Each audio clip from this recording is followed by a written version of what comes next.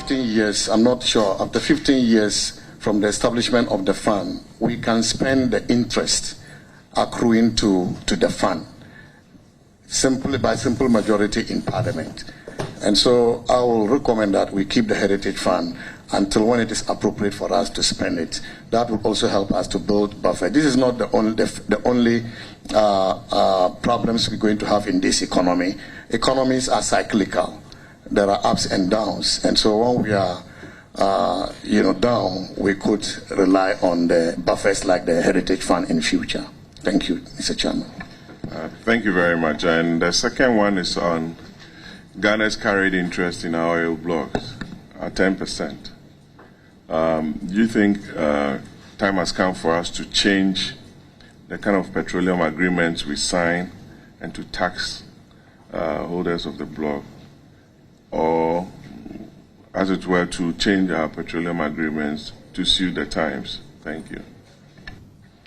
Mr. Chairman, the petroleum agreements that we have serve certain purposes. One of this is to generate revenue for the state from oil production. The other one is also what we call non-fiscal benefits, local content, value addition. And so if you are looking at the benefits of a petroleum agreement, it's important you look at it from the total net benefits and not to take the carried interest alone as the basis for concluding that the petroleum agreements are not serving as well. Developing oil and gas resources in a country must go through a number of stages. If you are a frontier area, you've just made discoveries, you didn't have the oil, and so you need petroleum agreements that can attract investors into the country. When you are maturing, then you graduate in terms of your fiscal terms. And so if you look at what I usually call the foundation petroleum agreements of Ghana, they had lower terms. But even then, you cannot just reduce it to 10%, because it's important to look at the net fiscal benefits. And by the net fiscal benefits, you have royalty, you have the carried interest, then you also have corporate taxes. And so you need to be able to bring all of them together to determine the fiscal benefit the country will get, and not just the carried interest. And so, Mr. Chairman, the petroleum agreements that we signed after the discovery of Jubilee had better fiscal terms than those before the discovery. And this is how it is going to graduate up to the time we mature, to the extent that we can say we don't even need to have a petroleum agreement with any foreign company. We want to do it ourselves so that we can have all the benefits. And so I would not say let's change it, because the law makes it flexible for us. It is based on the negotiations that we do with the companies that will determine our take, or the fiscal benefits the country will get from those petroleum agreements. Thank you, Mr. Chairman. Chairman, the last one is on a famous road in Tamale, from Tamale through Nantong. I see your caucus chair here. Through Gushau, he's also here, and to Karaga. That road, I believe, is a very important road for the region and for the government as well. What is the status of that road? Thank you. And what are you going to do now that you are being elevated to the high office of Minister of State in charge of funds to ensure that that very important road is tackled for the good people of the northern region? Thank you very much, and congratulations. Thank you, Mr. Chairman. The road you are referring to is the Tamale Nantong Karaga Gushagu road. That road is a very important road for us, very critical, because the Gushagu Karaga Nantong areas are farming areas where our job is agriculture. And so it should be possible for us to be able to move the produce, agricultural produce, to the markets in Tamale and beyond. And we also need that road to open up the area in order for us to promote industrial development in the area. And you need to be able to link those areas with the rest of the country. So that road is very important. Unfortunately, the contractor has been on the road for some time now. The 3 MPs along the road, we have had several meetings. We have engaged the contractor. We've also engaged the Minister for Roads to ensure that that road is given attention. And so if this committee and Parliament looks favorably at me and I'm approved, I believe I can prioritize this in my discussions with the Minister for Finance in order for us to support this project to get it completed for the people to benefit from this. Yes, Honorable Sosu. Thank you very much, Honorable Chair. Honorable nominee, considering the current state of our economy and the calls by many that government must downsize, do you honestly believe that with the existence of a substantive Minister of Finance, we need a Minister of State in charge of finance again? Thank you, Mr. Chairman. Mr. Chairman, I have heard over the last 20 years people complain about the size of government. And therefore, under every party in government, people have complained about the numbers. They complain about this under President Kufuor, under President Mills, under President Mahama, and today. What I haven't heard is what the appropriate size of government should be. And so that is a subject we can debate. Even as they are calling for downsizing of government, we need to ask ourselves what is government, because government includes Parliament. And I've heard other people say that the size of Parliament is huge. And so we need to debate as to what the appropriate size will be. Should it be benchmarked to the size of our budget, for example?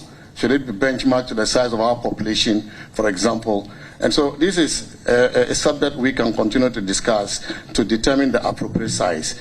But until then, every president would take a decision that reflects what he thinks is best to be able to carry out the functions of the state. Honorable Chair, given the fact that you are a renowned economist, someone who has a very rich background in economics, and given the fact that you have a lot of experience in public life, you would agree with many Ghanaians who are saying that desperate times require desperate measures. In other words, when your economy is on its knee and requiring assistance from the IMF, then government or the executive must show leadership by cutting down its own expenditure.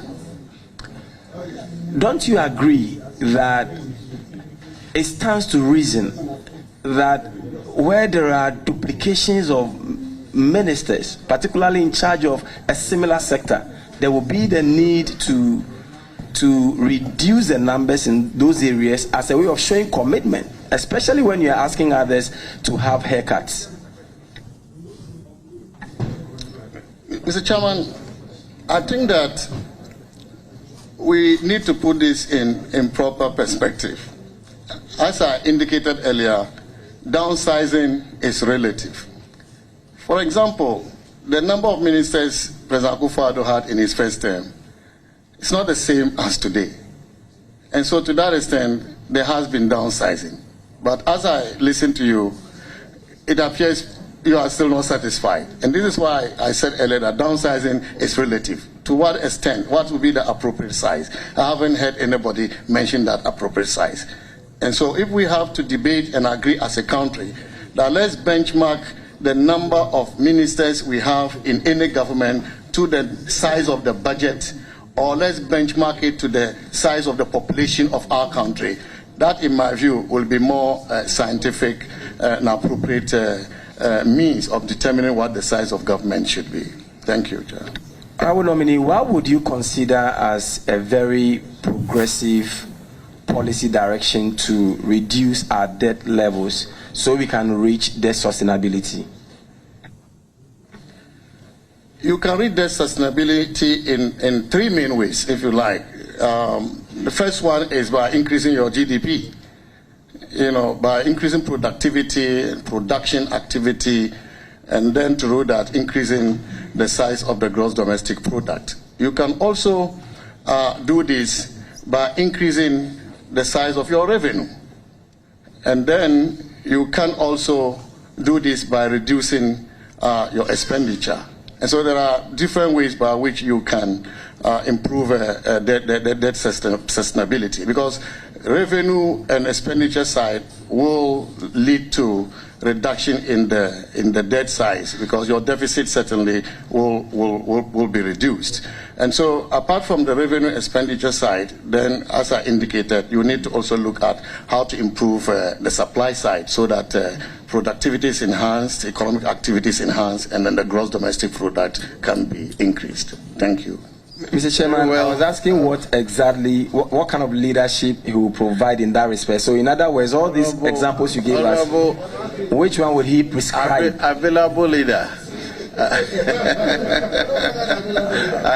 Unfortunately, your leadership did not last long, so you cannot enjoy the benefit of leadership. So kindly have your three. Yes. Majority. Very well. Yes, Honorable Yaga.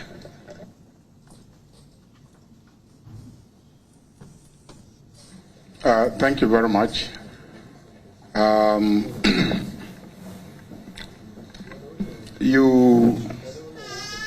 I'd like to assist him with a follow-up question on your.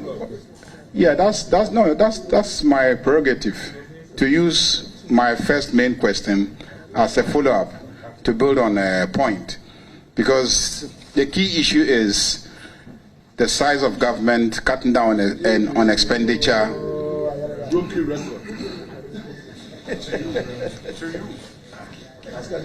Now, you said that what the strategy for debt sustainability is to grow GDP, to mobilize more revenue, to cut down expenditure. Those are the three options.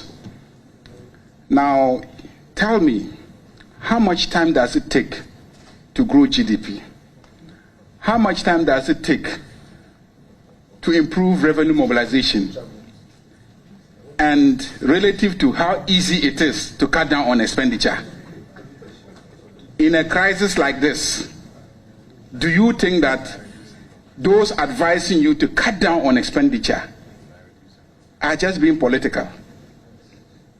Do you think that those advising you that, look, what you can do easily in the first instance is to cut down on expenditure whilst you are working to expand GDP, whilst you're working to increase revenue? Because if all your indicators are dysfunctional as they are now, it is almost impossible to increase GDP growth as it is now. Bank interest rates are so high, inflation is so high, everything is so high, so businesses cannot really thrive, a lot of them will shut down. So GDP growth is almost impossible in this environment. Okay? Raising revenue is almost impossible because there's no growth taking place. People are not making money to pay taxes. So the immediate is to cut down on expenditure. Will we be right to say that, look, what you can do immediately is to cut down on expenditure? Mr. Chairman, if you want to grow the economy and increase the size of the GDP, expenditure, what we call expansionary fiscal policy, is one of the routes to increasing GDP. And so cutting down expenditure will also disable GDP growth. And so what I think is necessary is to find out what type of expenditure do we need to cut down. There are forms of expenditure that you just cannot touch. For example, salaries. You also have your debt service. So if we have to cut down expenditure, then it's the investment component of expenditure that we are seeking to cut. And that is also where GDP growth comes from. And so you need to be able to evaluate the expenditure that can enhance growth, and then you support that. Expenditure that will not, then you can look at cutting down on those expenditure. Thank you, Chair. Yes, so expenditure that propels growth, okay, which is like you said, investments, infrastructure, and etc. They are growth enhancing in character. But governmental inefficiency manifests in multiple appointees performing the same role, so that you don't really get any added value to these positions. Will you agree that those type of wastages should be pruned? If the parliament is the numbers are huge, and we think that the parliament doesn't really add any value in terms of its numbers, we can go and realign the constituencies. Same way as we are saying, and I've held the view for so many years that given developments in technology, transportation, communication, it's easier for one person to manage a bigger constituency now than it was in the past. So there's nothing wrong with maintaining the numbers as they are or even reducing them. The same way, I also think that looking at the office of the president with over 330-something political appointees, I'm not talking about the technical staff who have been reassigned from ministries, over 330 political appointees in the office of the president. Don't you think all these things should be reduced? Mr. Chairman, any advice or decision on reducing the number of people working at the presidency must be based on an evaluation. There must be a proper evaluation, so that when you do the job evaluation, that will show those who are not relevant. But to just say, let's cut down without any such basis, I will have problem with that, Mr. Chairman. The Chairman, how many more opportunities do I have? Oh, Chairman. Chairman, the opposition around this table is just too much.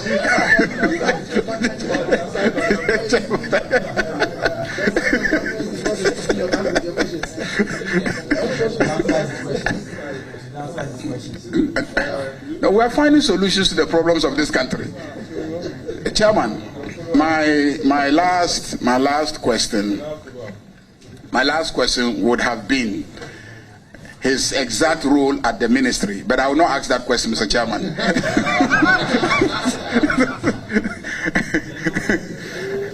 My last question is a current issue, which is the domestic debt exchange, and how the Minister of Finance has handled the process to the exclusion of Parliament, and a call that he must come to Parliament for parliamentary approval of the renegotiated arrangements that he has with creditors and etc. So, what is your take on that one? Mr. Chairman, Parliament is an important institution in the governance of our country. And as we know, including myself, we are the people's representatives. And so consulting Parliament on major policies like that is appropriate. But my understanding is that when the minister submitted the budget for 2023, and I went through the budget, the issue of debt operation was in the budget, and Parliament approved the budget. And so, was it the policy or the details of the debt exchange program that was in the budget? Was it just the mention of a policy that we will do this? Or was it the details? But Parliament is to be consulted on the policy. As for the details, operational details, I think that the ministry should be allowed to do that. If the ministry has to come to Parliament every day on the operational Financial Management Act. Yes. Tim, answer your question, please.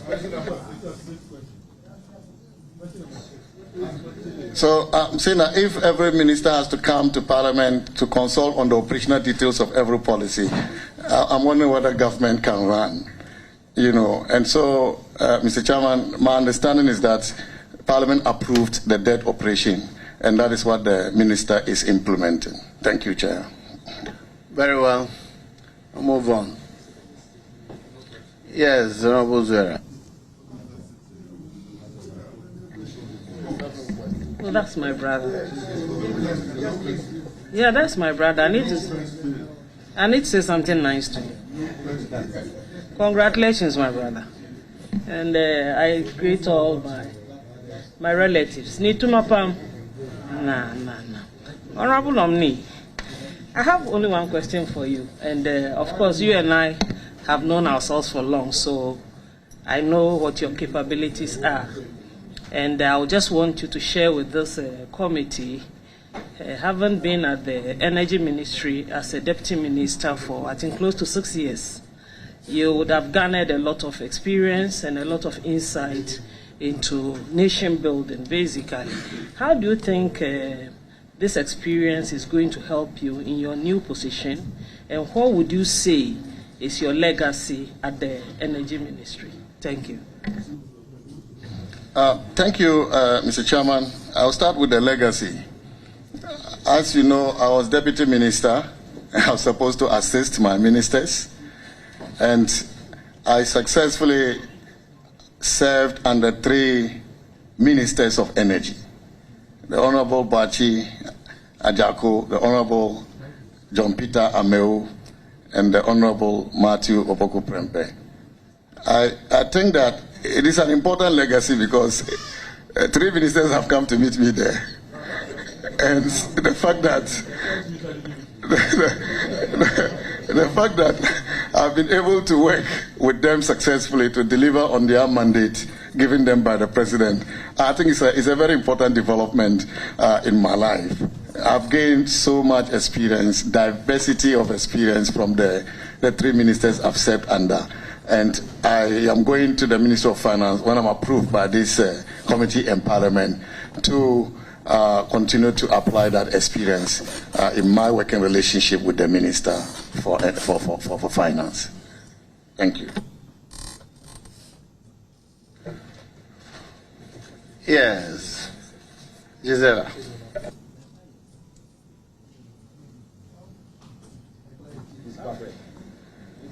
I'll leave you to him.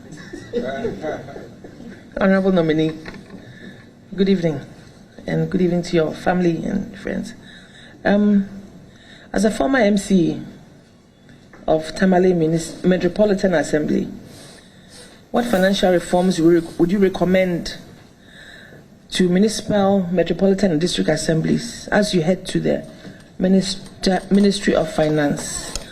In other words, what advice can you give as you head to this new ministry as a Minister of State? What advice can you give to the Minister of Finance? Thank you. Thank you, Mr. Chairman. Mr. Chairman, I would like to recall how my relationship with the Minister for Finance started. It actually started when I was the mayor of Tamale. And as you know, even though we are a decentralized country, resources sent to assemblies are often not enough to be able to meet the development needs of the assemblies. And so I met him and discussed the possibility of issuing the first municipal bond in Ghana in order to raise private capital to support the development of the assembly. And the minister then offered advice, technical advice, but also agreed to host a meeting of stakeholders to discuss developments in Tamale, where I was the mayor. That was how my relationship with him started.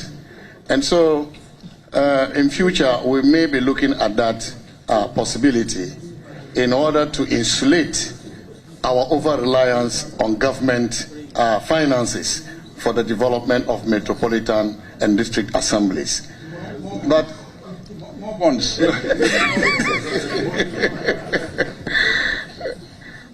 But if you have municipal bonds, you can do that relying on the back of revenue generated by the assemblies. The assemblies do a lot of income, IGF, income generation.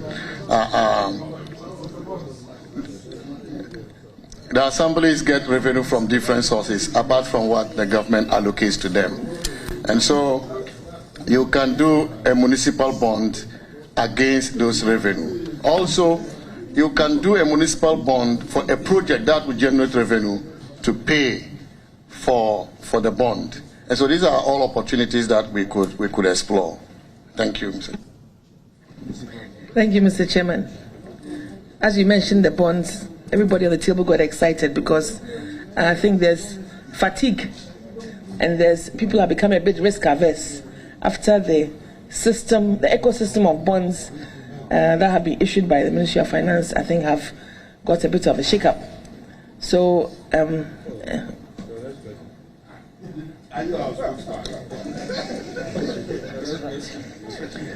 so my next question is contractors' payments. Contractors' payments. I think over the years, there are a lot of uncompleted projects that are dotted along the whole landscape of the country. And successive governments come and go and still talk about new projects that they need to award for reasons best known to awarding authorities. But yet, the country is losing so much with a lot of projects that are uncompleted, and also payments that are not made on time. And so basic project management principles of projects being able to be carried out with the right quality, on time and all that, are almost thrown to the wind. What can the Ministry of Finance do this time better to be able to ensure that the wastage in the system is minimized? Because I think it comes to a point where it keeps on rolling over and we're not seeing much headway. What would you suggest to your minister? Thank you, Mr. Chairman. When projects are delayed, they lead to unnecessary cost overruns. And the fact that the projects are not completed also deprived communities from the benefits of these projects. So it's important that we do projects when we have the resources to complete those projects. What I know the ministry has been doing for some time now is the introduction of the commencement certificate.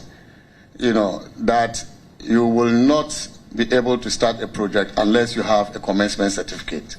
Even to award a project, you need a commencement certificate. So that has limited somehow off-budgetary spending on projects. In the past, when ministries are allocated funds, then they start implementing their procurement plans without recourse to whether the money is available or not. But with the introduction of the commencement certificate, that has limited such spending. And I believe we should even deepen that. Also, the gift mix system should be deepened. It is working well, but we can even do better in order to ensure that we control the number of projects that agencies do without having the money to pay for those projects. Thank you, Mr. Chair. So you do agree that there is wastage in the system, and don't you agree?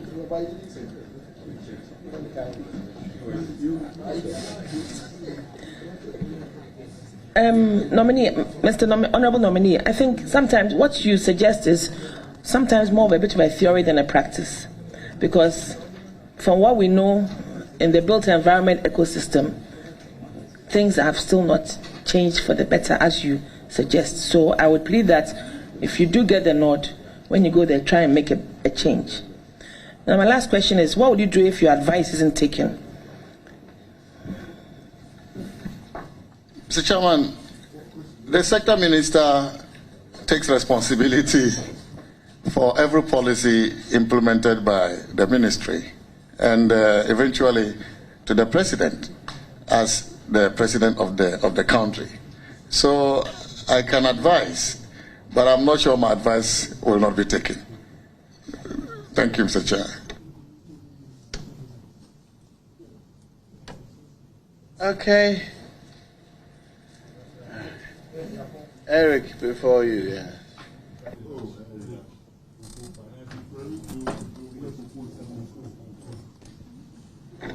Thank you very much, Mr.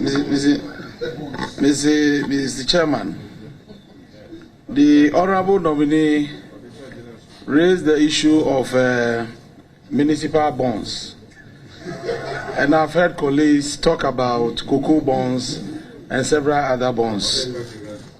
My question has to do with a point you made, that if you issue municipal bonds and you invest the proceeds in capital projects, you wouldn't have challenges, paying back the loans plus the interest that will accrue. Are you implying that our current economic challenge, specifically with regards to our inability to service our debts, stems from the fact that we did not invest the proceeds of the loan into capital projects? Thank you, Mr. Chair. Mr. Chairman, if you look at our debt profile and why the debt levels are where they are, the Honourable Minister for Finance has clearly communicated the reasons over and over. We have read also from the budgets that have been presented to us in Parliament the reasons why the debt levels have gotten to that level. COVID spending was one of the reasons. The crystallization of the energy sector debts, it was another. Then also the cleaning of the financial sector cleaning. Those have taken us to that levels. But also the exchange rate effect, the depreciation of the cedi.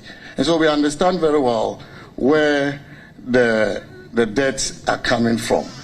But that is not to say that they haven't been spent in productive areas. For example, the COVID spending, we all understand, was about life. It's about life and death. And any government that will invest to save the lives of the people of the country, I don't think that can be considered unproductive. The energy sector is a very critical sector in our economy. The least we can do for industry is to make sure that the lights are on, because that is where they can be able to produce. That is where, when they continue to produce, they are able to create jobs for our people. And so spending on the energy sector areas is a very productive spending. And then the financial sector are cleaning. And so the roads that we have built, investing in education, investing in health infrastructure, have all come from our taxes and also from the loans that we have taken. And so I will not say that we didn't invest this money, but we have been overtaken by events leading to spending that were not necessarily in projects like energy or roads or education, but to save lives of the people of Ghana. Thank you, Mr. Chairman. Mr. Chairman, my second question is still on the debts.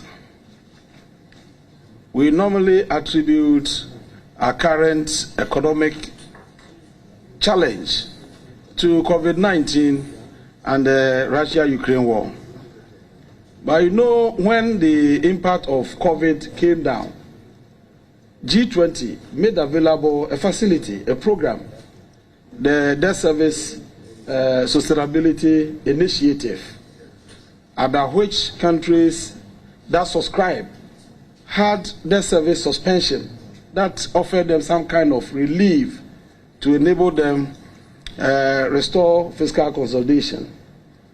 At that time, our finance minister was the chairman of the DC, and in one of his presentations, he pleaded for extension of the debt service sustainability, the period of the initiative.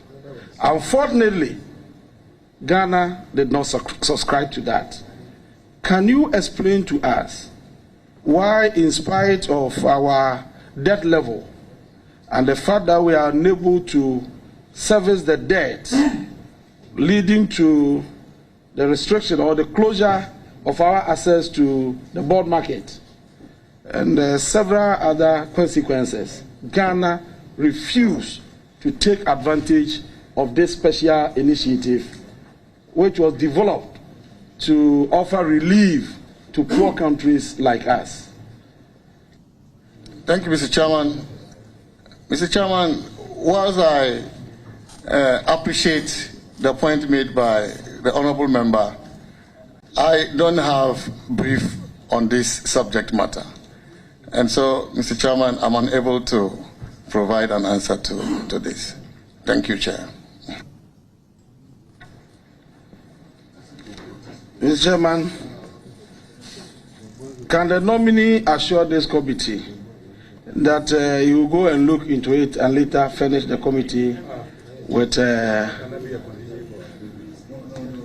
No, I'm not giving him any condition. Anyway, let me ask. Napo and his people will pass on me. Now, my last question. Auditor General's report.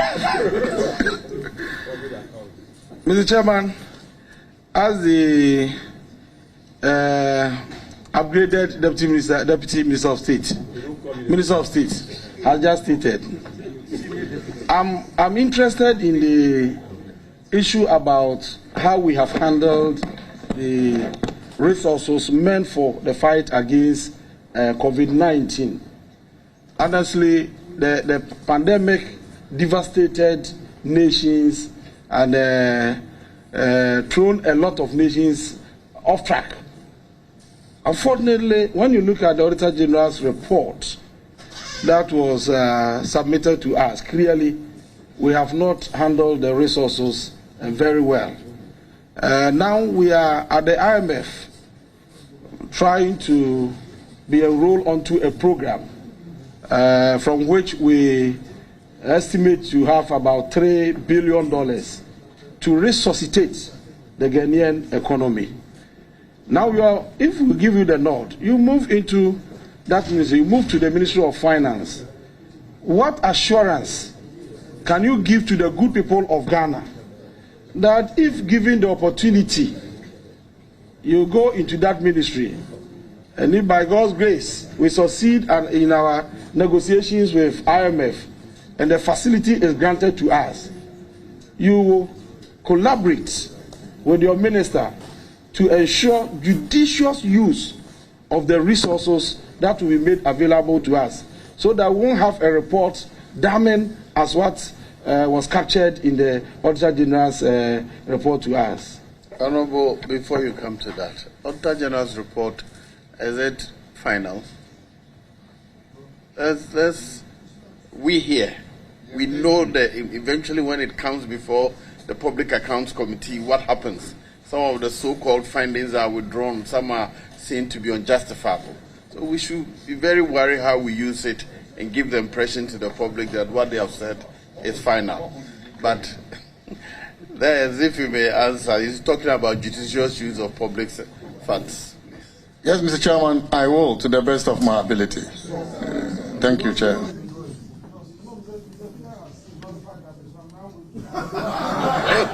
I didn't. He has answered the question. No, you said the judicious use of public funds. Because he has disallowed the question completely. And so, Mr. Speaker, you should give me the opportunity to ask the other question. Very, very important.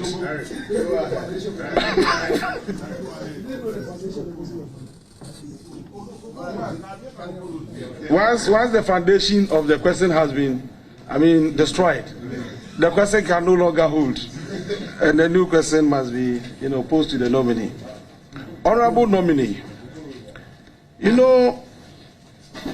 when you are exercising leadership, the most important thing is about getting people to trust you, to confide in you as somebody who is capable of leading the group to your destination. You are going to the Ministry of Finance. The Minister of Finance himself has come under serious attack to the extent that members, a sizable number of members of Parliament from the majority side have indicated that the man should be sacked. And several other members, in fact, the entire minority caucus has also supported this cause. This is a clear indication that majority of Ghanaians have lost confidence in our finance ministers. I said majority of Ghanaians because we are representing them. And so if majority of parliamentarians have lost confidence in the minister, by extension it means that majority of Ghanaians have lost confidence in our finance minister. Honourable members, you are all with us. You are all part of it. Why are you doing this? And so now you are going to the ministry to work with this minister whose confidence is at the lowest ebb as we speak. What do you think can be done to restore confidence in leadership so that the good people of Ghana will have some kind of hope that there's now we can see the light at the end of the tunnel? Because it looks as if Ghanaians are desperate. They have lost hope in the finance minister and the entire team. What do you think must be done to restore that hope, so that as you join the team?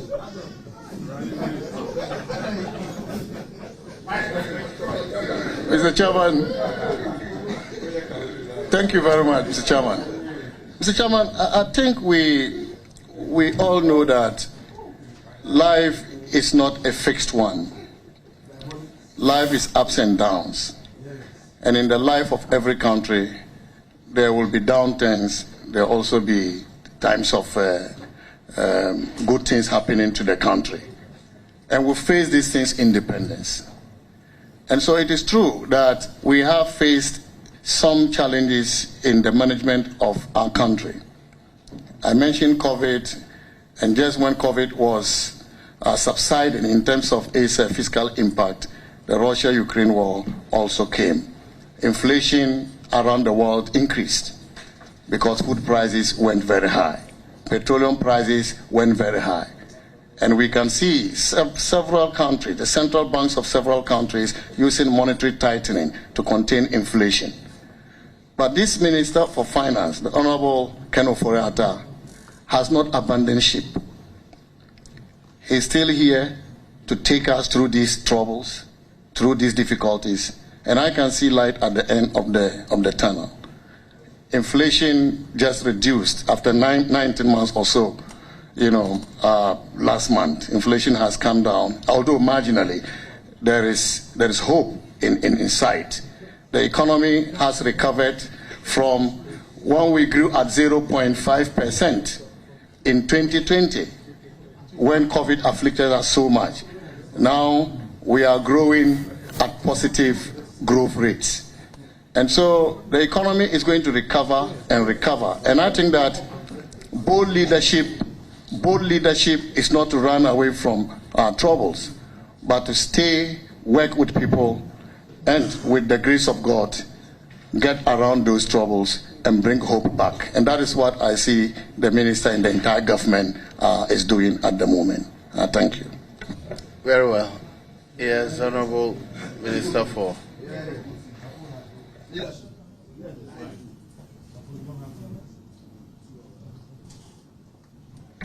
Minister Kopoku says I have no question. But my question is simple. I think one of the longest serving deputy ministers of energy. Today you do realize that some of your ministers are here supporting you. It's remarkable that I have to put it on record. As probably good service has paid off with the promotion. And as you go to the Ministry of Finance, I know you're going to work hard. 2 big government programs that was entrusted to Dr. Amin Anta, the energy transition and our gold for oil. And on both, yes, he's doing that. I'm giving them the cover. And on both occasions, he's distinguished himself. So I hope this committee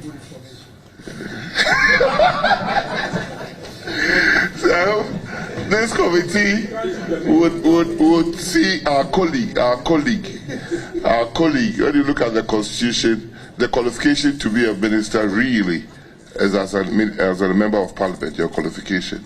And I hope this committee will give our colleague a resounding endorsement and encourage him that as he goes to the Ministry of Finance, he produce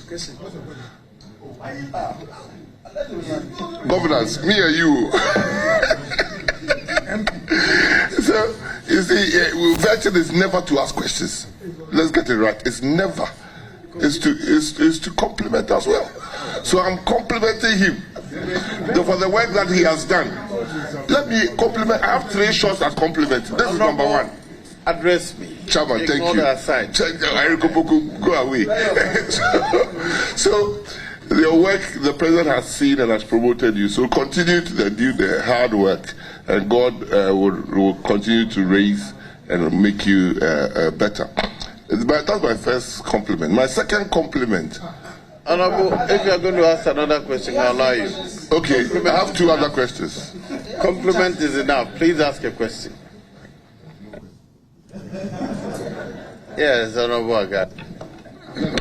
Mr. Chairman, let me thank my boss for the compliments. I truly appreciate that. It takes a good leader to also recognize the contributions of his subordinates.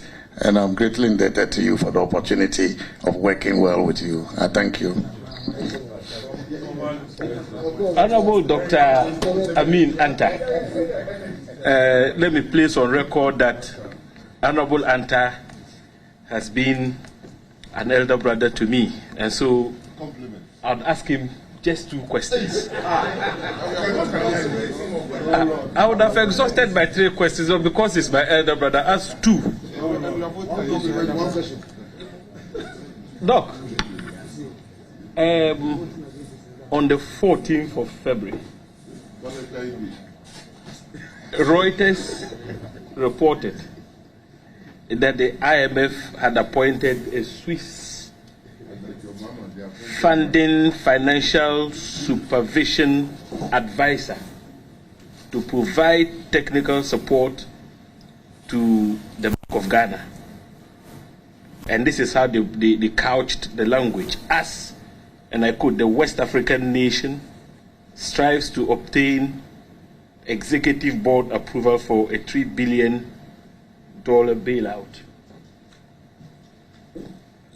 How did you receive this news? Mr. Chairman, I think it's important to know that even in times when Ghana did not receive an IMF support, Ghana continued to cooperate in terms of technical cooperation with the IMF, receiving technical assistance from the IMF. That has continued to be a feature of our relationship. And so whether somebody is appointed to sit in the Bank of Ghana or the person is sitting in Washington, the technical support provided to Ghana is something that has been going on. Now, my understanding is that anytime a country has an IMF program, they appoint somebody to go and work closely with the central bank to ensure that we do not drill from whatever progress that we'll be making under the program. So for me, it wasn't any surprise at all. Thank you, Mr. Chairman. Now, I don't know whether you are versed with the constitutional provisions that sets up the Bank of Ghana, Article 183. And if you look at 183, the whole of it, it spells out the functions of the bank. Basically, the bank is a regulator. My worry is that this phenomenon of having advisors, foreign advisors, designated to advise regulators. And if you look at the 183 in a way positions the Bank of Ghana as an independent entity. Not even the finance ministry has the power to direct the Bank of Ghana in the performance of its functions. All right, so where you have a technical advisor, Honorable Dr. Anta, what do you think would be the relationship between the two in a situation whereby the technical advisor professes some opinion or advice and the Bank of Ghana thinks otherwise? How do we resolve that conflict? And don't you think that such a conflict has the potential to undermine the independence of the bank as envisaged by the framers of the Constitution?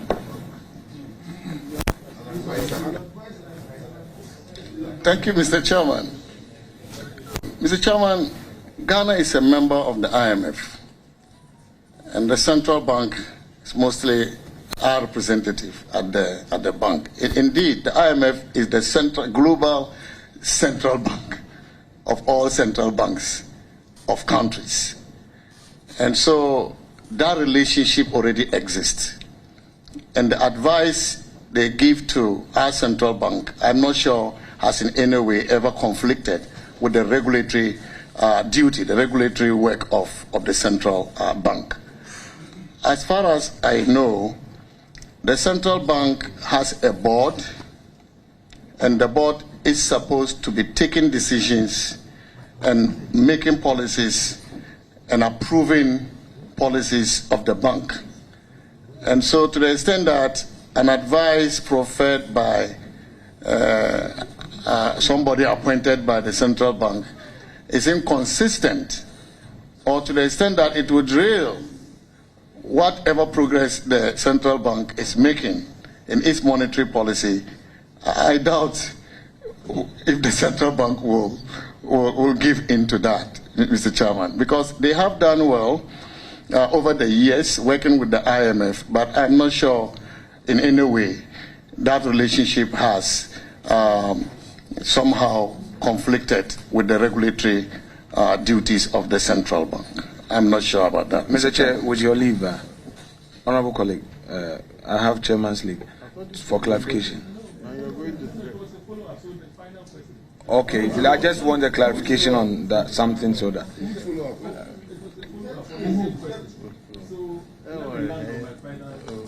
When you finish it, I'll give it to you. Yeah. Honorable nominee, just a point of clarification. In your answer to our colleague on the appointment of an advisor to the central bank, you explained that it is not new, and that it's been going on. So you would disagree with anybody who would attempt to say that the IMF appointing an advisor to the central bank is as a result of some mismanagement or some inefficiencies on the part of the managers of our central bank. You would disagree with anybody who would attempt to say that? Yes, Mr. Chairman. What would be your basis? Mr. Chairman, I'm quite familiar with the work of the IMF. And if you go to the IMF, they have advisors on every country. They have technical lead for Ghana, they have technical lead for Nigeria. They have that. And apart from that, they have offices here that are headed by their resident country directors, if you like. And so what I was trying to say is that whether somebody appointed to sit in the bank or sit in Washington, that relationship already exists. And particularly when the IMF is going to commit up to $3 billion to Ghana to improve on our balance of payments, I don't see anything wrong with the IMF sending an officer, because IMF program is going to have a menu of conditions that have to be met. And so if there is an advisor working with them to ensure that these conditions are met, the policies we agreed to implement with them are implemented, I don't see that conflicting with the independence and the regulatory work of the central bank. So, Mr. Chairman, this is my view on that. Thank you. Can I? Are you done? Yes. Now, Doc, my last question, and it has to do with the gold for oil deal. I'm sure as Deputy Minister for Energy, you are privy to the terms of that transaction. Now, my question to you is, has government appointed a broker for the transaction? It's privy to the terms. Yes, Honorable. Thank you, Mr. Chairman. Mr. Chairman, the central bank, by their law, can buy and sell gold. And so in carrying out this function, the central bank is also independent of the government. So what is happening under the gold for oil money is for the central bank to continue its role of supporting the international transactions of the country through their reserves. And they can keep reserves in dollars, they can keep reserves in gold, they can even buy more gold than what they need as reserves in order to support the international transactions of the country. And this is exactly what the central bank is doing in this case. As to who they sell the gold to, I'm sure that is what you are referring to as broker. They sell gold to so many people already. And as I speak to you, under the Gold for Oil program, there is one of the companies that has agreed to supply oil to BOST, which is taking gold directly, not through a broker. And so, as far as that is concerned, I don't think there is something like a broker appointed by government. They sell gold to different people. And the broker in this sense is maybe somebody who buys the gold and also resell to other people. That is what I'm sure you may be referring to as broker. And there are so many companies. In fact, last week, I was in a meeting with the gold team of the Bank of Ghana and another company that was seeking to buy gold from the Bank of Ghana. There are even Ghanaian companies that buy the gold for the Bank of Ghana, but that at the same time want to even buy gold from the Bank of Ghana for other, because their clients out there are no longer getting gold through the local buyers. And so this is what has been happening under the Gold for Oil program, unless you have a specific issue you want us to discuss. All right. Honorable Brian, did you still want to ask a question? You have changed it. All right. Yes.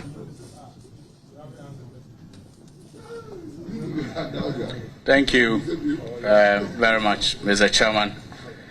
Mr. Chairman, let me also acknowledge the presence of our revered chiefs and leaders from the northern region, especially the Karga area, and the family of my big brother, Mohammed Aminanta.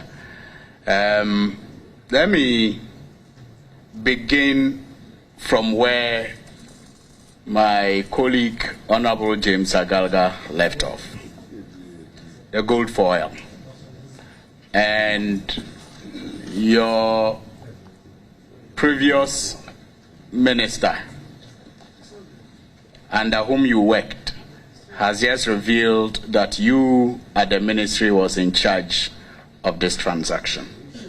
Now, listening to you just a while ago, you indicated that what the Bank of Ghana is doing is part of, quote, supporting government international transaction of the country.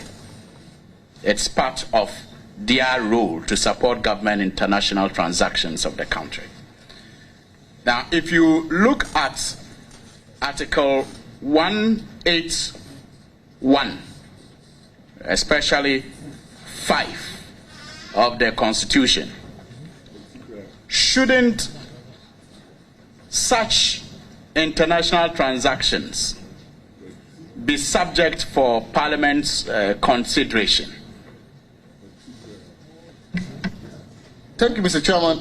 Mr. Chairman, let me correct an impression if it was unfortunately created to mean that I talked about government international transactions. I said Ghana's international transactions.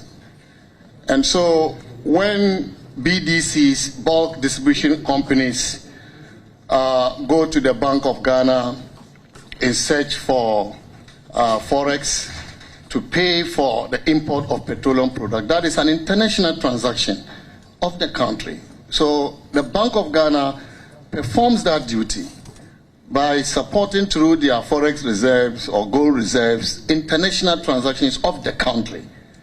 I didn't mean of the government. Well, you said government international transactions. If that was a slip, I will take it, and perhaps we'll look at that later on. But I have looked at the Customs Duties Act, Act 502. It does not exempt gold from duty when importing or exporting. Can you tell us how much duty has been paid on the gold used for this transaction so far? Mr. Chairman, I'm not aware. I don't know, because really, unless I make research at the Customs Division to determine that. And I'm sure the committee is well positioned to demand that information, which you can do.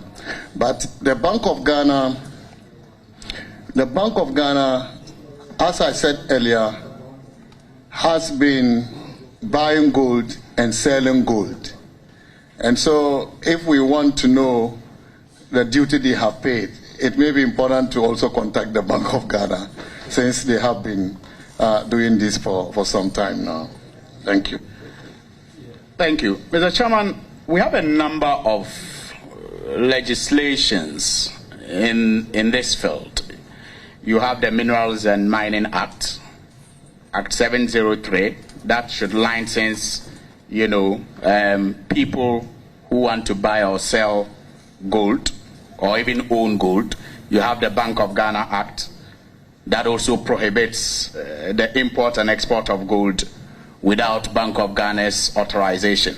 And I just referred to the Customs Duties Act also. And earlier we had a conversation also around the Constitution itself, Article 181(5).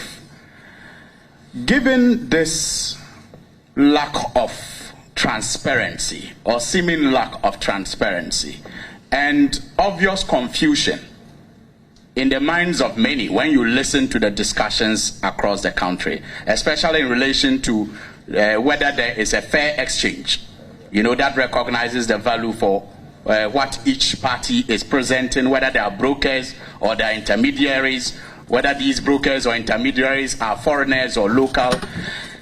Shouldn't that make it a case for Parliament that is the representative, that has a representative of the people to properly scrutinize and be fairly briefed on what really this is all about, so that we are not surprised in the future about some ghosts hiding in some corners as a result of this transaction?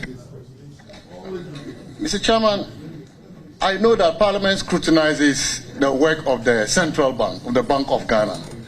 And so, to the extent that Parliament wants to take up any issue the Central Bank is involved in, I think it's right. It's in the right direction. Now, finally, let me take you home. Thank you, Mr. Chairman. Mr. Chairman, this one is very important. Mr. Chairman, I've spent all my questions on the gold. If you just allow me this one, it is a local question, Mr. Chairman. Please. That's why I pleaded with you before. That's why I pleaded with you before I went for the third one. Please. Oh, it's just something up between he and I. It's a normal question. You and I mean, between he and myself. Thank you, Chairman. God bless you. Thank you for your understanding, Mr. Chairman. I say this is a question that I consider personal. Between himself and myself, because it relates to something that he said in 2012. Mr. Chairman, he is known to have been one of the youngest and the best performing NPP parliamentary candidate in the year 2000 when he contested on the ticket of the NPP. He served well as Deputy Minister, served well as Municipal Chief Executive, Mayor of Tamale. I was then a broadcaster in Tamale when he was the Mayor of Tamale. His party lost power, Mr. Chairman, and he rebranded himself very well as a civil society activist, formed the ASEP that was very and still very influential in civil society works.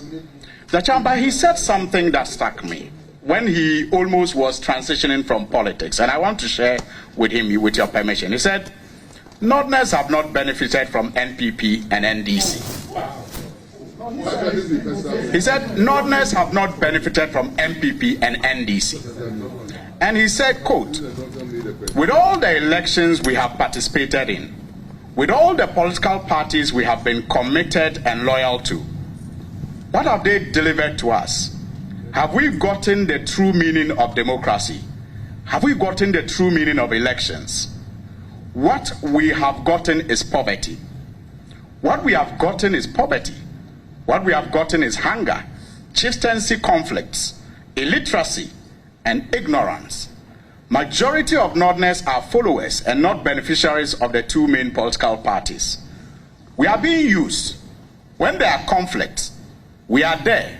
Even the most vocal people in the political parties are Northerners. Yet, when it comes to resource allocation, we are marginalized. When it comes to the positions they give us does not empower us to bring development to our people directly. This, you said, when you engage students at the Tamale Technical University in 2012.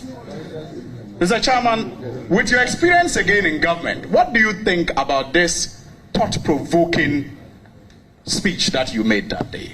With your experience in government? Mr. Chairman, he said I was addressing, but most of the words I can't remember. I can't remember them. Yes. But Mr. Chairman, let me say this. The North is a very important area in this country. And what I see government come in and go is just to do the usual projects of building schools, building hospitals, and they are important. There's no doubt about the fact that we need schools, we need hospitals. But I want to see further what we call transformative investments, because that is what would take the people out of poverty. And this is what the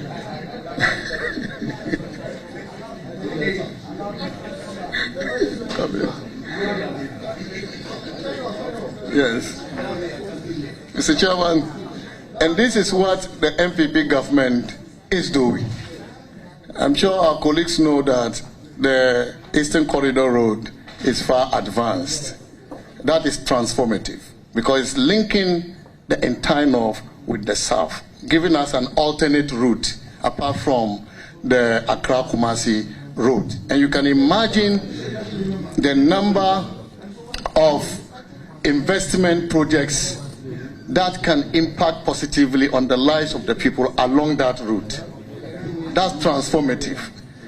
The airport project is very transformative. Pologo is very transformative because apart from increasing generation capacity, the Pologo project is to massively support the irrigation of farms. And so these are the transformative projects I think we should be supporting the North with in order to empower the people and facilitate accelerated development. So, Mr. Chairman, if I said anything close to that, then that is correct. But most of the words were not mine. Thank you. Very well. Thank you. Leadership. Thank you very much, Mr. Chairman. I wish the nominee well, but I was hoping he will address the issue of the fact that despite his contributions, he's now being made a minister of state. When he has served as deputy minister all these years, despite his long-standing contributions in the past. Honorable, you are lucky that we are finished. This would have cost you opportunity to ask questions for the next one. That's why I came. Honorable Dr. Anta, is the establishment of University of Development Studies transformational? Yes, it is transformational. Is the airport upgrading project, which started with phase 1, the runway, which currently gives us the longest runway in the country, over 3 kilometers, is it transformational? I've already mentioned that. The Terminal Teaching Hospital, is it transformational?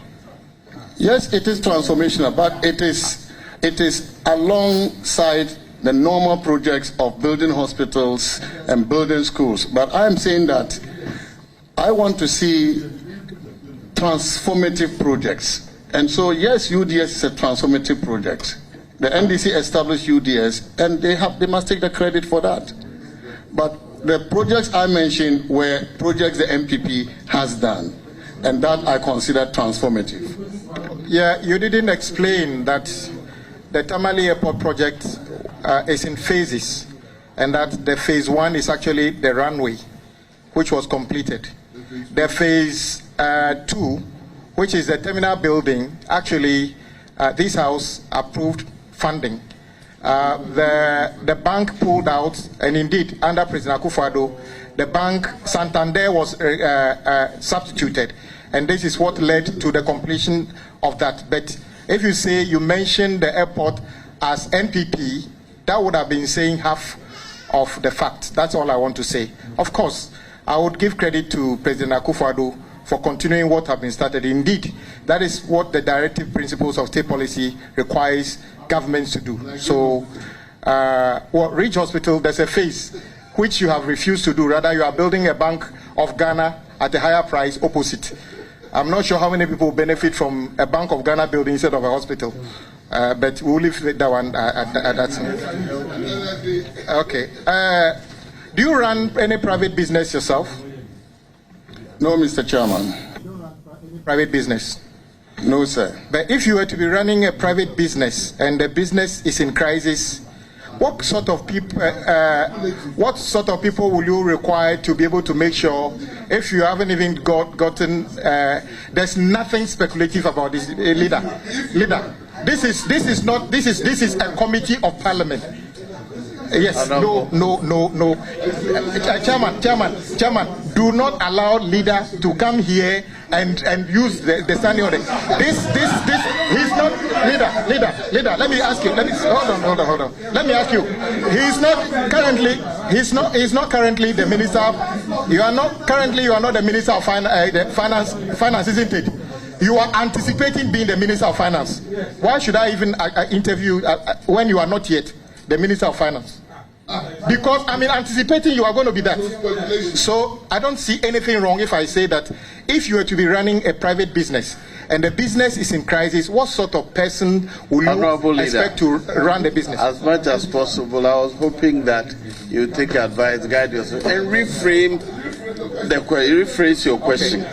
So that I don't have to rule. Minister, Deputy Minister, you see, it is okay for my colleagues to constitute themselves to my right-hand side. Anytime you ask a question which matters to Ghanaians, they interject, harass, and everything. I will still ask my question. I will still ask, like you. Honorable, majority of your colleagues, I'm not sure if you are one of those people, openly said they consider the current finance minister incapable of solving our problems, i.e. he drove us into this ditch. They want him out, and they said that publicly. A lot of people in our country said the same thing. As you are going to take a position as a minister of state at the finance ministry,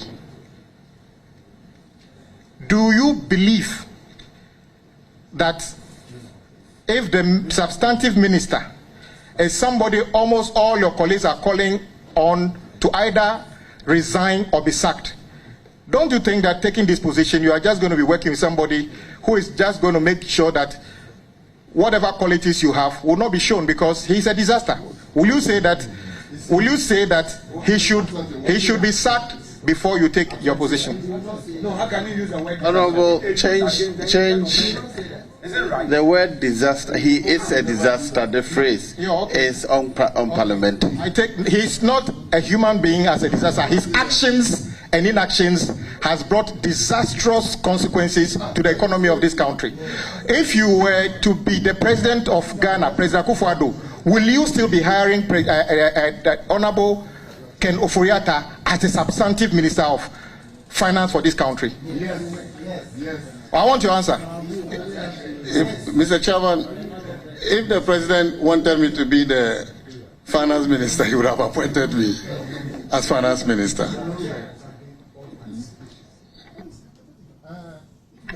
Honorable, we have the economic management team made up of very fantastic people, as Dr. Baumia will say. I don't know if you are one of them. We have a minister of finance.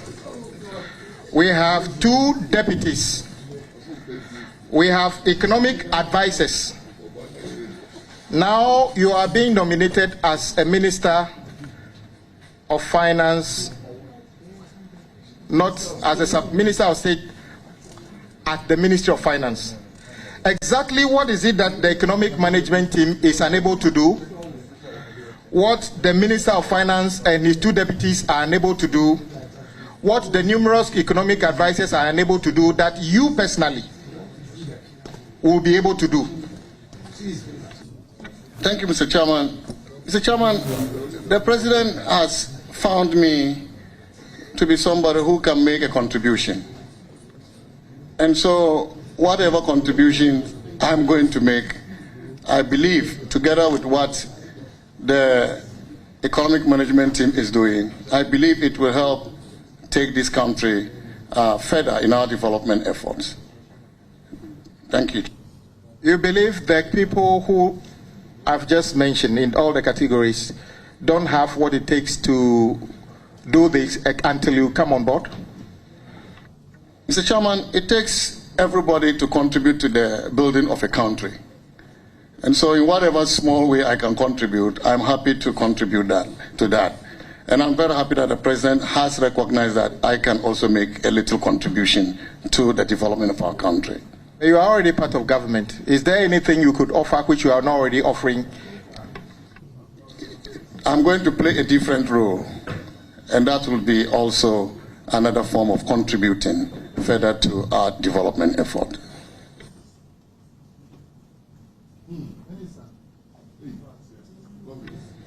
In an answer to a question regarding the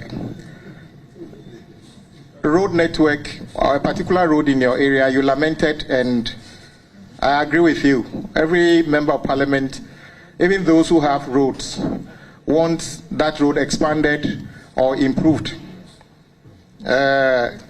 Somebody will say roads in our cities are better, but until I saw residents of Swami descend on our leader, then I realized that not only villages need roads. Minister, if you look at Appendix C of the 2020 and Appendix B of the 2023 budget, you will notice that the government projected that we may be raking in 2.4 billion Ghana cedi through road fund. But if you look at Appendix C, 3C, the minister only is going to give, or has only given, just about 1 billion to the road fund. When you look at the same appendix, Get Fund is projected to rake in 4.6 billion cedis this year. NHIS, similar amount of money. But on those two accounts as well, only half of that money will be given to either Get Fund or NHIS. Will you agree with Ghanaians that paying more taxes to the government is not the solution to our problems, but what government does with the money? Because when people pay 2.5 billion cedis, expecting that will be spent on their roads. When people pay 4.6 billion Ghana cedi, thinking that goes into education. When people pay 4.6 billion Ghana cedi, thinking that goes to the running of NHIS, but only half of that money goes into those activities. Will you say, or will you agree with Ghanaians who feel that giving more money to government only gives them the opportunity to spend on things that doesn't matter to Ghanaians, but what government considers a priority? Mr. Chairman, I'm yet to see any government that has fully disbursed what is collected for any earmarked funds. Because we know that money is fungible, and therefore no government has been able to fully disburse monies collected for a particular fund. But as far as the minister knows that there are arrears as a result of the fact that monies have not been fully disbursed, and efforts are being made year in, year out to clear those arrears, I think that their governments are doing what they are supposed to be doing. No, there's a difference. I heard somebody saying it's an irrelevant question, but he didn't say it to the mic, so I forgive him. The point is this. I'm saying that the government acknowledges collecting 4.6 billion cedis as Get Fund, but has already decided that we will only spend 2.5 billion cedis on Get Fund. So it is not as if they are going to repay the remainder at a particular time in the future. They collect 4.6 billion and spend only half of that on Get Fund. So it is not as if Ghanaians are not paying enough taxes already. They are paying the taxes. But government, year after year, is not using the monies they are collecting for the purposes for which they are collecting the money. Mr. Chairman, I don't know this for a fact. I stand to be educated on that. I make reference to the budget statement, Appendix 3C, 2023 budget Appendix 3C, and Appendix 3B. So you could check for yourself. But since you said you don't know, we can move on.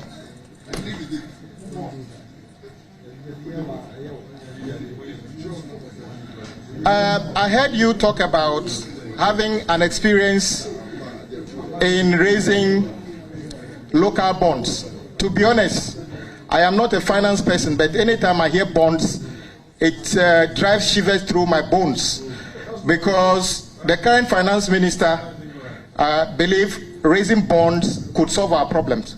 Let me ask you, when it comes to raising future bonds, whose decision is it going to be? Is it going to be the finance minister's decision, since you also have an experience in raising bonds? Whose decision is it going to be as to whether we raise bonds or not?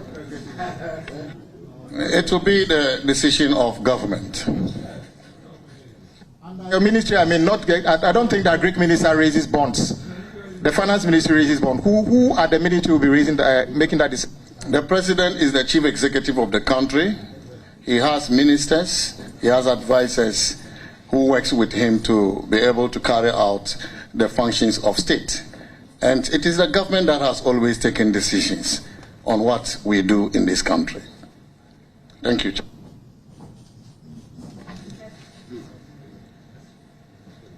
Honorable, your current boss suggested that he placed the gold for oil deal, transaction, whatever you call it. Forgive me if I'm not reading out the right rendition, because I've not seen the document. Now, at least I trust him. He says you are the one in charge. He placed you in charge. What specific role did you play in the gold for oil deal? Thank you, Mr. Chairman. Mr. Chairman, I facilitate meetings. I bring stakeholders together to develop the concept. I chair meetings to get reports from various agencies that are participating and to give guidance. And that is the role I've been playing. Your role is organizing meetings and facilitating meetings. If you want to say so, Mr. Chairman. And you think this is a very important role that a deputy minister should be playing? That has delivered, Mr. Chairman, that has delivered petroleum products to Ghana at relatively competitive prices. Couldn't a chief director or any director at the ministry be able to organize meetings? Anybody could have done that, but I was privileged to be asked to do that, Mr. Chairman. That would be a very expensive meeting organizer, because the status and the conditions of your service. Yes. No. Oh. Other members, order. Please, allow.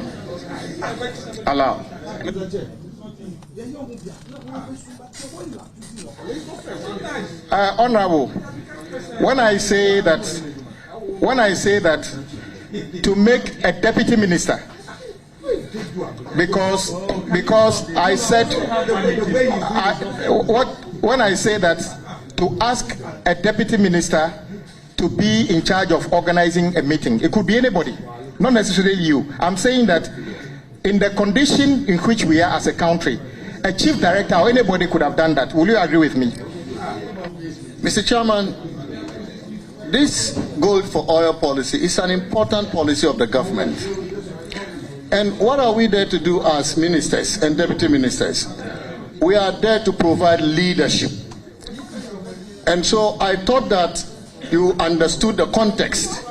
If I said I facilitate meetings, I chair meetings, I bring stakeholders together to discuss, that is leadership. I'm providing leadership, and that is the role a deputy minister or minister is supposed to provide to this country. Honorable, if you are approved, you will be serving at the Ministry of Finance. Do you know what the policy rate is today? What the inflation is today? What the rate at which banks are lending between each other today? Can you tell us what those rates are today? Thank you, Mr. Chairman. I don't have those figures before me, Mr. Chairman. But interestingly, you said earlier that inflation has come down, but in a few minutes. So how come you don't know, have any figure to mention? Inflation had gone to somewhere 55%. Today is about 54%. But I'm saying that I don't have the figures with me, and I don't want to say anything which is wrong before this important committee. So the one you mentioned, it's not specific. You asked so many of them. You asked about interest rates. I'm not sure. The inflation. No, it's not. Okay. We don't calculate. I'm not sure the Statistical Service reports inflation on daily basis. So it's periodic data they provide. So I was expecting him to tell me the latest data on inflation. I wasn't expecting him to tell me as of as of today will be the last one that have been published. That is what I expect. My last question, with regards to government's method of domestic debt restructuring, would you say they would have, if you were given the opportunity to advise, you would have considered other ways of engaging stakeholders on some particular issues differently? Mr. Chairman, there can always be improvement in the way we engage with people, especially stakeholders that are to be affected by policy. And so I know that there have been engagements, there have been consultations with stakeholders. If the level of consultations were considered not enough, there can always be improvement. And so, yes, if there is need for further consultations or engagement, I would have done that. Thank you, Mr. Chairman. And I thank you for the opportunity. Yes, Vice Chair. Chairman, thank you for the opportunity. Honorable nominee, a moment ago, Honorable Suhini referred to a statement you made when you were addressing some students. You were lamenting about economic development in the north. I have had a look at the Constitution. I'll read a portion of what I read aloud, and I would want to ask you to situate your views within the context of what I'll read to you. Okay, thank you. So, Mr. Speaker, Mr. Chair, Article 36(1) 2D reads, and I would do so in extenso. The state shall take all necessary action to ensure that the national economy is managed in such a manner as to maximize the rate of economic development and to secure the maximum welfare, freedom, and happiness of every person in Ghana, and to provide adequate means of livelihood and suitable employment and public assistance to the needy. 2D. The state shall in particular take all necessary steps to establish a sound and healthy economy whose underlying principles shall include D. Undertaking even and balanced development of all regions and every part of each region of Ghana, and in particular, improving the conditions of life in the rural areas, and generally redressing any imbalance in development between the rural and the urban areas. So, is it your case that that lamentation was founded on this constitutional provision? Mr. Chairman, as I said earlier, I don't remember all those words were used by me. But I appreciate your point, and I agree with you. That should be the basis for the development of our country. Balanced development is important. So what I'm saying is that any lamentation of underdevelopment coming from you is well founded in the Constitution, correct? Yes, Mr. Chairman. Correct. So it doesn't matter the words used, but the core of it, is the development. Yes. Correct? Yes, Mr. Chairman. Thank you. So now let's deal with taxation.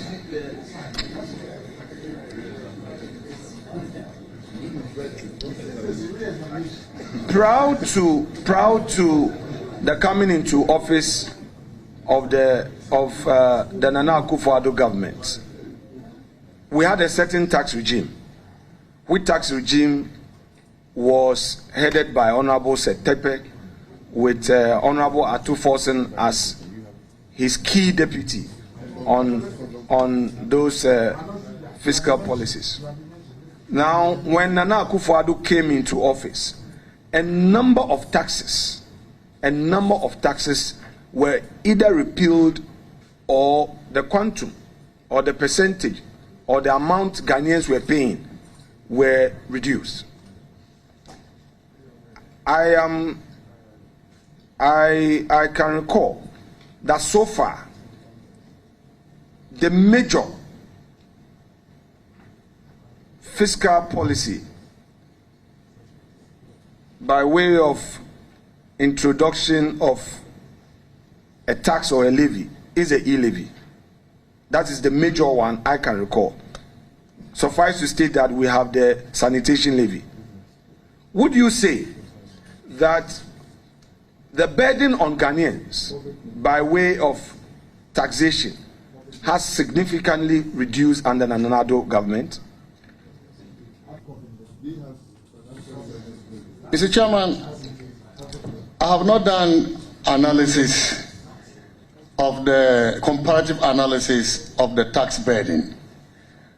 But if I have to be specific, I'd like to speak about the petroleum taxes that I'm familiar with. The excise tax on petroleum products was one of the taxes abolished. The special petroleum tax, which was around 17.5%, was reduced to 15% and further to 12%.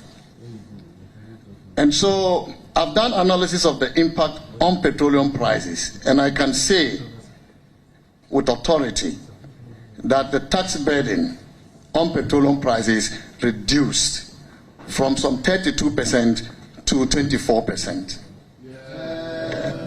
So let's now go to electricity. You may recall that around 2015-2016, Ghanaians were lamenting on the cost of electricity. The then president publicly admitted that indeed it was expensive to produce electricity, therefore reducing the tariffs was going to be very difficult. In opposition, the MPP led by Nana Addo stated publicly that should the party win, it was going to reduce electricity tariffs. True to this, there were major announcements regarding electricity tariffs being reduced. Households getting between 15% to 20%, industry and bulk purchases getting between 30% to 32%. To what extent would you say these significant tariff reduction helped the Ghanaian, ordinary Ghanaian to save money? Thank you, Mr. Chairman. Actually, before the major reduction in tariffs that you are talking about, 17% and up to 24% for industry, 17% for residential. That was significant. But even before then, even before those major reductions in tariffs were done, there were initial reductions in tariffs, consistent with the promise the MPP made. Upon assumption of office, the public lighting levy was reduced. I think from 5% to 2%. The National Electrification Scheme levy was reduced from 5% to 3%. Those were the initial reductions in tariffs, consistent with the promise. But the tariffs were still higher, relatively higher. Cost of electricity was high. And when we negotiated gas prices successfully down from what we inherited, we were having gas prices of about $9.8 per million BTU. We successfully negotiated that to $6.09 per million BTU. That then created the opportunity, the room for the significant reduction that you talked about. And this was to reduce further the cost of production so that industries could be able to produce at affordable, at lower prices, and then the inflationary pressures could be reduced as well. So in real terms, these interventions help the ordinary Ghanaian. But for this, and considering the economic situation we find ourselves, the ordinary Ghanaian would have been worse off in terms of electricity tariffs, correct? Indeed, Mr. Chairman, before then, electricity tariffs in Ghana were the highest in Africa, even higher than that of South Africa, which was largely relying on coal. And so, Mr. Chairman, to have such major reduction in tariffs certainly provided significant relief. Subsequently, there were some upward adjustment in tariffs, but on a net basis, it is a reduction. So, would you agree with me if I say that the ordinary Ghanaian has not received sufficient explanation regarding this major intervention for proper appreciation of government support? Because of the explanation you're giving to us now. Maybe I'll give you a little background. All of us are complaining, okay? And we complain perhaps in absolute terms. Now, in relative terms, you've just explained to us that the burden on the ordinary Ghanaian prior to 2017 would have been worse if these interventions had not come. My point is, as a government, don't you think that we have not explained sufficiently this major intervention to the ordinary Ghanaian for appreciation? Mr. Chairman, I think that there is room for improvement in the way we communicate our interventions to Ghanaians. So now let's come to our lights. Our lights are on. And the reality is that we are in an economic crisis. I watch the international cables, and South Africa is having serious doomso. Mighty Nigeria is having doomso. In Ghana, households, industry do not go through that daily challenge. You are at the Ministry of Energy. Can you share with Ghanaians the secret behind this success?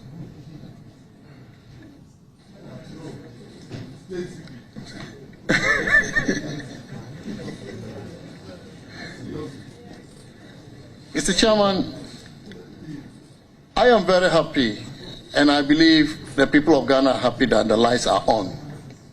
That is the least any government can do for industry, for its people. Because we know the devastation caused to economies and to living standards when you do not have reliable supply of power.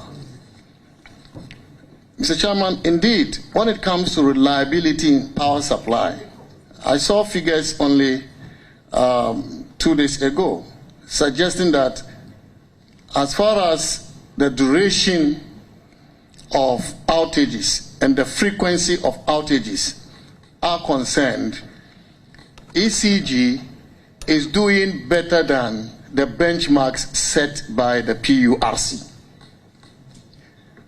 So the lights are not just on, but they are also reliable to the extent that duration of outages has reduced below the PURC benchmark, and the frequency of outages has also fallen below PURC's benchmarks. So, Mr. Chairman, this is so much for the Ghanaian and so much for industry. If you want to know the cost of outages, lights off, go back to the Dumso era. Go to Nigeria, go to South Africa, go to Zambia. You will feel the impact of having outages. And to the extent that we have invested in this, one of the reasons our debt levels are high, I mentioned, is the crystallization of the energy sector arrears. And so that investment did not just go down the drain. It went to empower our electricity network to enable us to provide the lights. And this is why the lights are on. Thank you, Mr. Chairman. Right. So, sir, Mr. Chair, the nominee has made reference to transformative policies that lead to economic growth. One of such interventions was the introduction of the SADA initiative on guinea fowl rearing, the commercialization of the guinea fowl business. And in 2013, when SADA appeared before Finance Committee, it indicated that its government had invested over 200 million cedis in the guinea fowl business, and then government had again invested heavily in tractor for the farmers, importation of tractors. It gave a figure of 19 million cedis. Now, again, the chief executive of SADA told the Finance Committee that they had experienced some challenges, which challenges eventually, we all know, that led to a policy failure by way of implementation. Would you agree with me that the failure of this policy, including all the monies that the state lost, has affected development in the areas in the north that were to benefit from this laudable initiative? Mr. Chairman, the three northern regions and the central region are the most deprived in our country.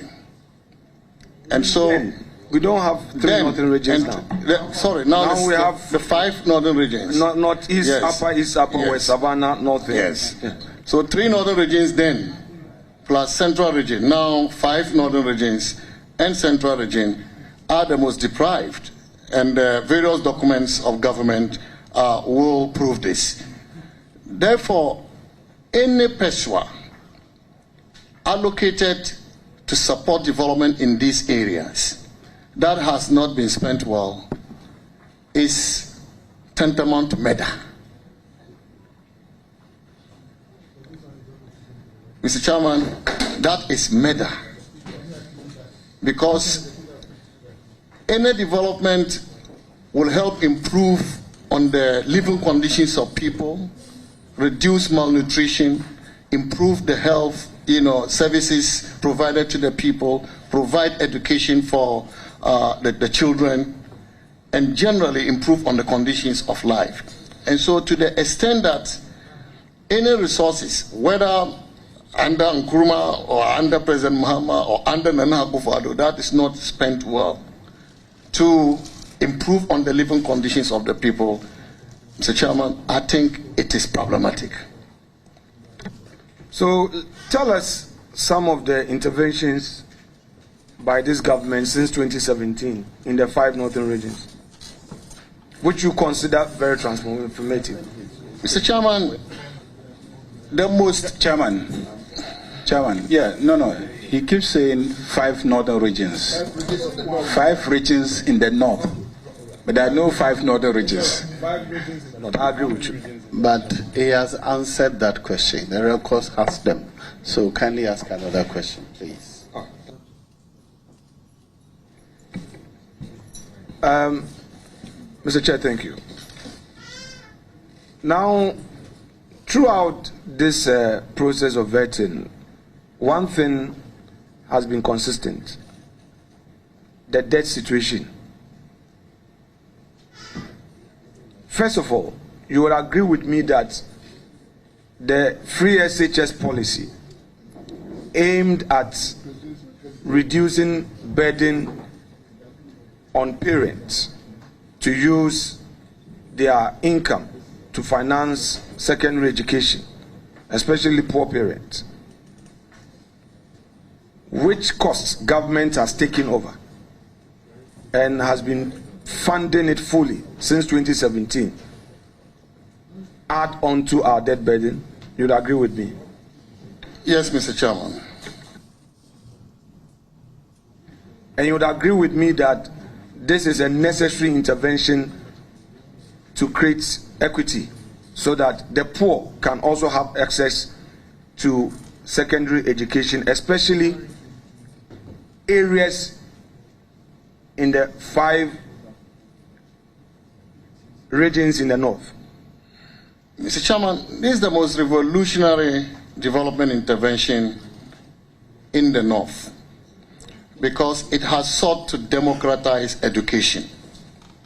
So gone were the days when access to secondary education was based on ability to pay. You will agree with me that areas that are most deprived will certainly not be able to get the access because money was the basis for determining whether you got access or not. And so I describe that as democratizing education because money is no longer the determinant of having access to secondary education. And throughout the world, countries that have higher access rates of secondary education, basic to secondary education, are countries that have developed faster. And so I will not be surprised over the next 10 years, our development trajectory will not be the same as it is today. So let's deal with your boss, the one you are going to work with, should you be approved. Do you think that there's any justification for his being singled out for blame in the situation we find ourselves post-COVID? Mr. Chairman, I've earlier indicated that the increased levels of our debts were caused by events beyond the control of nations. Nations, not even personalities. COVID could not have been caused by the minister. The energy sector arrears that we had to pay were coming from mostly contracts that were not signed even under the MPP government. I'm talking about the power purchase agreements that impose on us onerous excess capacity payments. You know that you sign a power purchase agreement and the agreements are take or pay agreements. Once they declare availability, then you have to pay for it, whether you use it or you don't use that. Unfortunately, whilst you have such a contract, you have not incorporated the cost of taking capacity or paying for capacity that you are not using. You have not incorporated that into the tariffs. And so who pays for that? That accumulates and accumulates as arrears and debts that government had to pay. Because we all heard the Association of the Independent Power Producers threatening to shut down their plants.